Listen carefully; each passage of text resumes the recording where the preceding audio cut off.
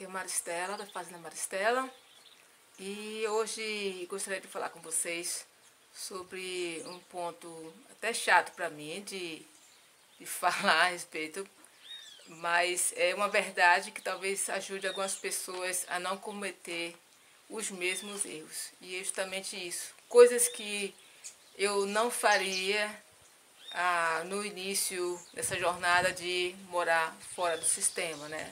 É uma vida assim, off-grid. E vou dizer assim 5 coisas, tá? Provavelmente começando a coisa menos difícil, menos grave, e pro final a parte que me doeu mais, que se eu pudesse realmente seria uma das que eu mais mudaria, se eu pudesse voltar ao passado. Eu fiz uma listinha aqui e vou começar, tá? Então, uma das primeiras coisas que se eu pudesse voltar no passado e mudar, uma coisa que não fosse exatamente um erro, mas se eu pudesse mudar, seria se eu pudesse, em vez de construir a minha casa logo de início, quando eu vim para aqui, eu teria primeiro feito um pequeno cômodo, uma casa pequenininha, uma coisa assim bem simples, só mesmo para a gente ficar no local e se adaptar a tudo, ao clima daqui, para conhecer mais o clima daqui, conhecer as dificuldades mais que a gente teria que enfrentar, desenhar melhor, né, a nossa casa, talvez até ver um material mais alternativo, usando mais coisas daqui. E tudo isso não teve tempo. Nós tivemos que alugar uma casinha pequena no vilarejo mais próximo, que assim mesmo era distante. E tínhamos que ir e voltar todos os dias, uma estrada de chão muito dura. E foi difícil. E eu fiz o desenho daqui da minha casa, quem fez foi eu com a ajuda do meu marido. Ficou legal, de certo ponto, mas depois que você vai vivendo, né, você descobre coisas assim que você poderia ter feito melhor. Então, esse seria a minha primeira mudança e uma coisa que eu, se eu pudesse, eu mudaria. A segunda coisa, eu teria nivelado a varanda e o piso da minha casa num nível só. Aqui é um terreno de ladeira, né?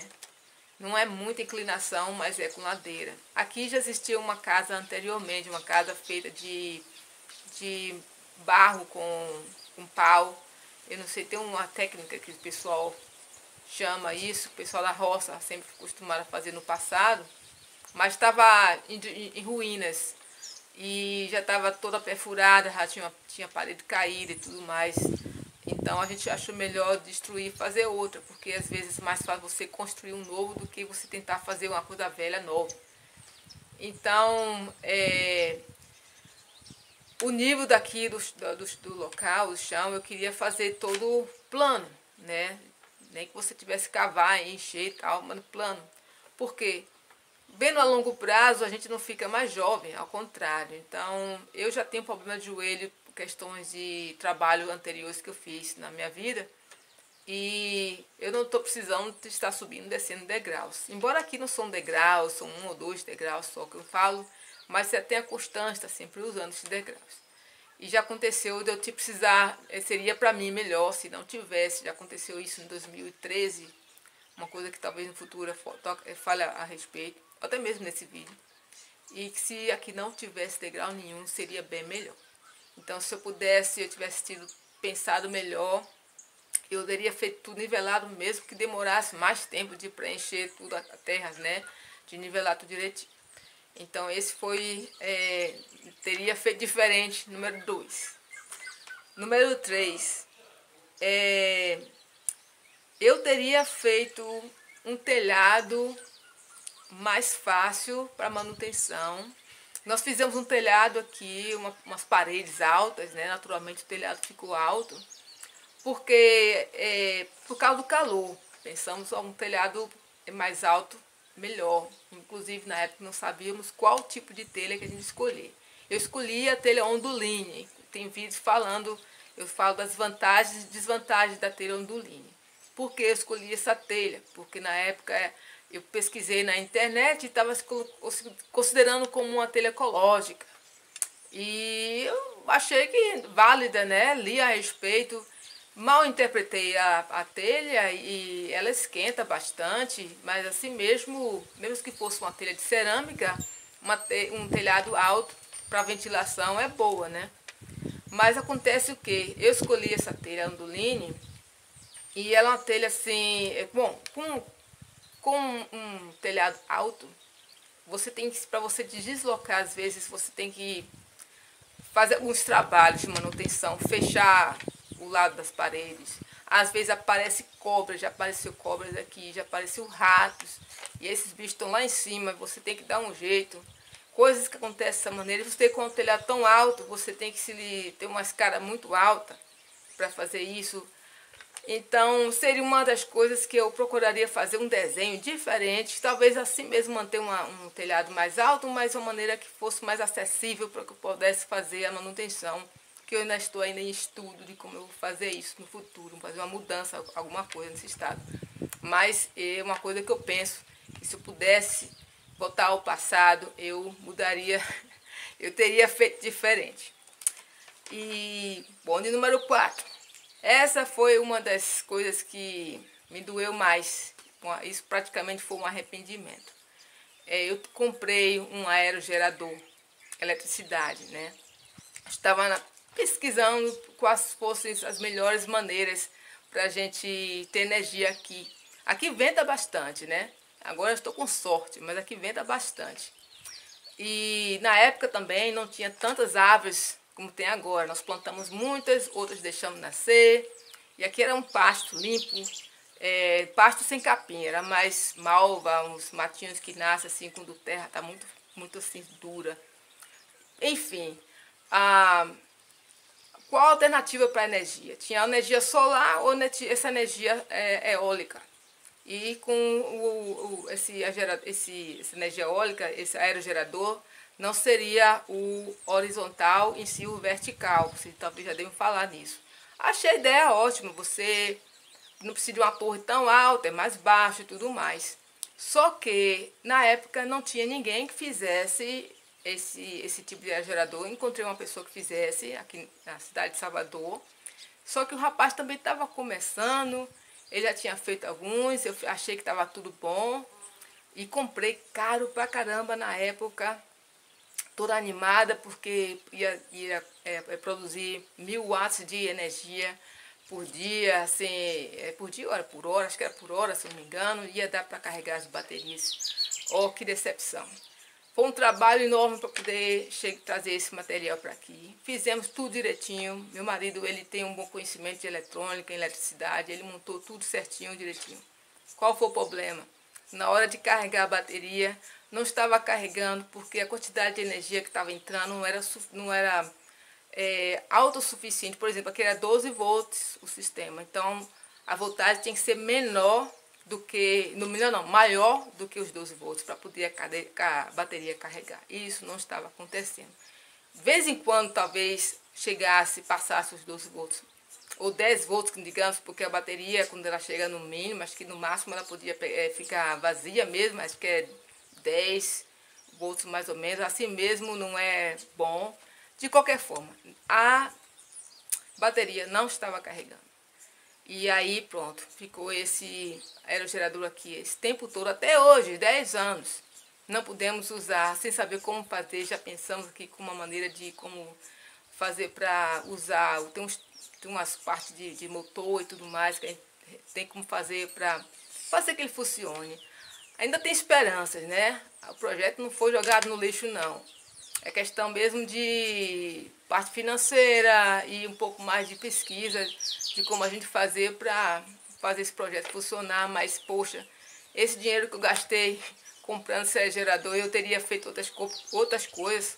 Na época, comprado mais placas solares, mais baterias, né? Porque foi uma grana que eu gastei fazendo isso aí. Eu juntei bastante dinheiro para poder começar aqui e aí foi praticamente um desperdício que doeu. Para quem não tem, que nem eu aqui, que as coisas às vezes são mais difíceis. Então esse foi um grande, se eu pudesse voltar ao passado, eu teria feito diferente.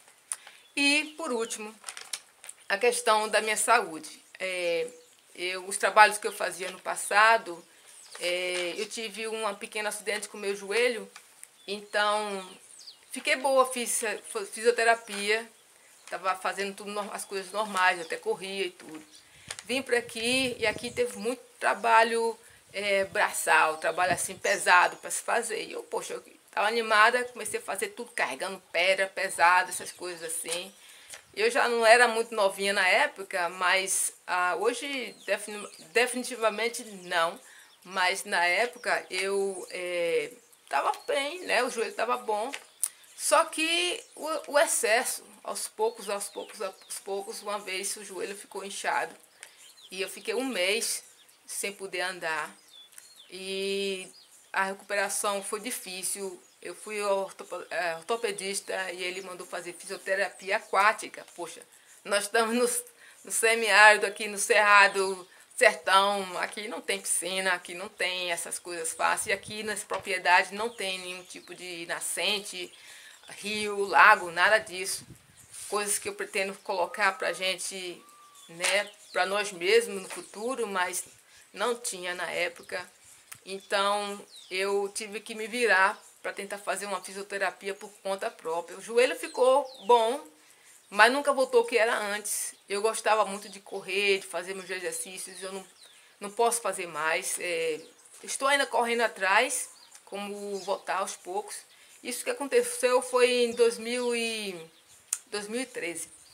Já estamos em 2021 e agora eu tenho necessidade provavelmente de procurar obter uma bicicleta ergométrica, né, para tentar fazer exercícios aqui mesmo, porque aqui o terreno é muito acidentado para eu poder sair fazendo exercícios e o exercício mais maneiro para isso seria ou uma bicicleta ergométrica ou então um tipo de piscina para poder fazer exercícios aquáticos.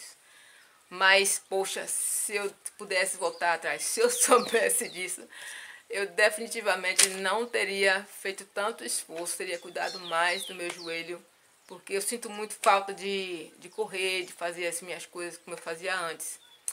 E é um cuidado que eu devo dizer, quando a gente está começando esse tipo de vida, a gente está muito animado, a gente faz muita coisa sem pensar direito.